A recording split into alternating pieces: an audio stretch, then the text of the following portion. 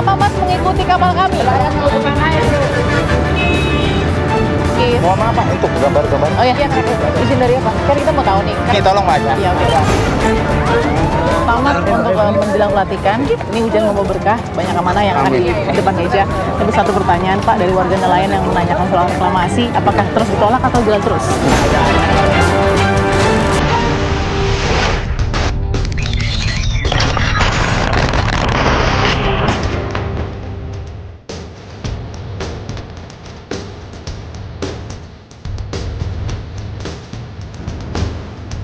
Di episode kali ini, Fakta akan mengangkat proyek reklamasi Teluk Jakarta yang tengah menjadi isu panas setahun belakangan ini. Pro kontra pun terus mencuat, hingga pemerintah memberikan moratorium atau penghentian sementara izin pembangunan 17 pulau reklamasi. Namun kini moratorium itu telah dicabut, artinya proyek tersebut bisa berlanjut. Bagaimana kemudian proses panjang atau jalan panjang dari mega proyek Teluk Jakarta? Apa manfaat dan juga dampaknya untuk Jakarta dan masyarakatnya? Ikuti Fakta.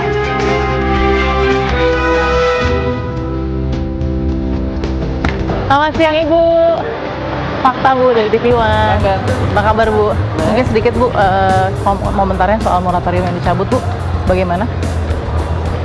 AMDA sudah cukup memenuhi syarat dan lain-lain. Kalau di LHK sih kita kan nggak pakai istilah moratorium ya.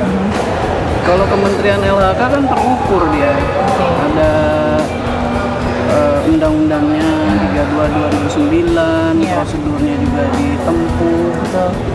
Jadi dari 6 sanksi yang diberikan kepada pengembang itu mereka sudah bisa penuhi. Jadi ya udah, berarti sanksinya udah bisa dicabut.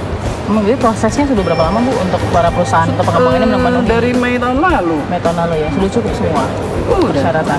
Jadi saat ini kalau LHK wewenangnya akan memberikan menindaklanjutan dari. Oh, kalau izin lingkungan itu pengawasannya kan terus-terusan. Izin lingkungannya keluar dari Pemda DKI. Betul. Tapi sebagai pemerintahan atasan, kementerian berkewajiban juga untuk melakukan pengawasan dan supervisi. Jadi sebetulnya kalau dari aspek lingkungan sih kita akan mengikuti saja apa yang terjadi, apa yang berkembang kita awasi. Oke, Bu, kalau lahan kompensasi 5% buat nelayan, lalu kemudian dermaga baru yang katanya bisa menjadi paling tidak ya bantuan buat nelayan juga dari pekerjaan ini disupervisi juga nggak oleh KLH? Seluruhnya, pada dasarnya kan yang kemarin itu yang termasuk kita persoalkan. Bahwa perencanaan untuk lahan itu setelah dibangun itu kan harus jelas gitu. Betul. Dan itu mereka sudah penuhi merencanakannya untuk ini, untuk itu dan sebagainya. Dan itu di dalam rapat di Kemenko Perekonomian kita bisa terima. Nelayan ini semua sudah tersosialisasi ya Bu ya bahwa akan ada Itu kan lahan kompensasi. tanya di DKI dong. Betul. Tapi Prosesnya kan di sana. supervisi di Ibu Siti, Bu Menteri ini akan terus Saya mensupervisi. akan ngejaga seluruh. Apa saja menjaga sih, Bu, yang dalam arti dengan kata lain bahwa kita mengawasi, kita mempersoalkan dan sebagainya. Nanti sambil berjalan terus dilakukan. Nggak akan berhenti sampai sini.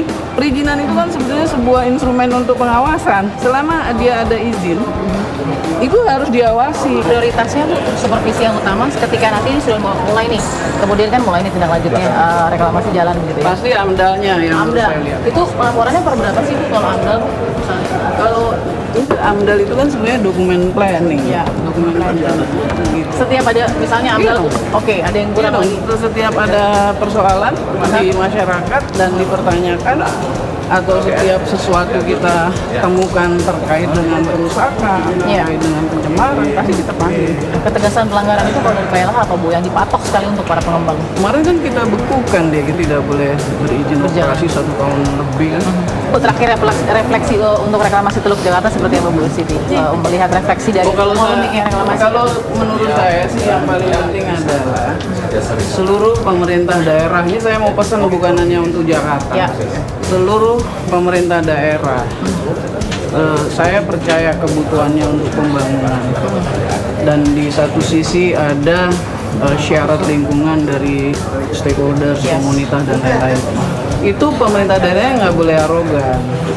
enggak Bu, benar-benar prosedurnya harus diikuti. Kalau AMDALnya harus meminta pandangan masyarakat, ya betul-betul harus diminta. Oke. Jangan ada kamuflase apa-apa. Kalau digoda perusahaan-perusahaan baru yang nakal-nakal itu. Masih integritas. Kalau itu Oh, integritas. Nih, Bu Menteri bilang integritas. Apalagi medianya sekarang kan galak. Beres jadinya. Terima kasih Bu Menteri sudah memberikan waktunya ya. Makasih Bu. Baik, itu tadi informasi yang bisa fakta temukan dari Menteri Kehutanan dan Lingkungan Hidup Ibu Siti Nurbaya. Kita akan temukan fakta berikutnya.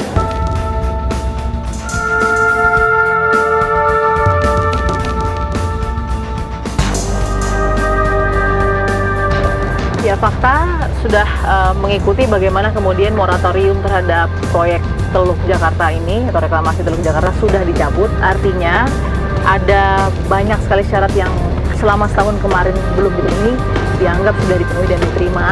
Kita mau lihat bagaimana kemudian misalnya saja di salah satu dokumen AMDAL ya, di sini ya, di analisis dampak lingkungannya ya. Di sini tertera ada identitas dari pemrakarsa dan penyusun dari AMDAL. Ada nomor teleponnya, kita akan coba dulu cek apakah benar ini adalah PT Kapuk Naga Indah sebagai identitas pemrakarsa AMDAL di proyek reklamasi Teluk Jakarta. Kita coba telepon ya.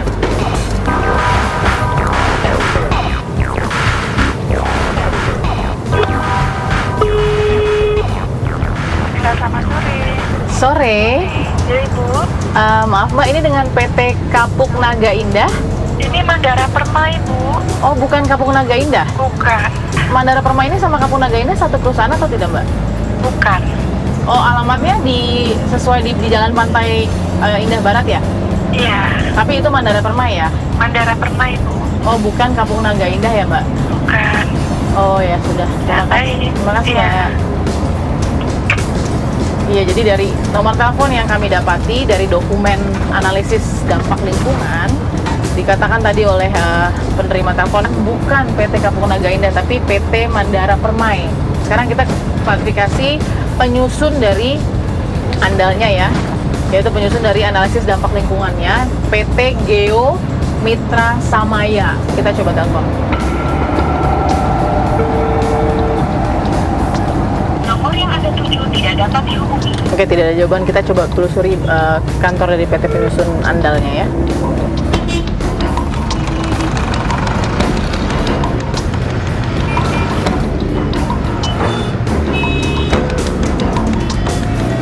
Oke, kita sampai di Jalan Satria ya.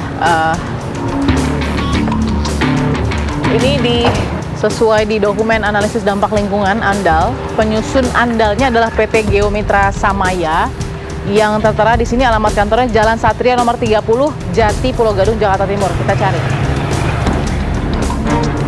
Pas kalau sesuai alamat ini yang agak hijau kita coba. Permisi. Ini PT Geo Mitra Samaya. Betul, Bu. Ini Bu RT ya? Oh, enggak. Boleh tanya-tanya sebentar sama ibunya. Terima kasih, Bu.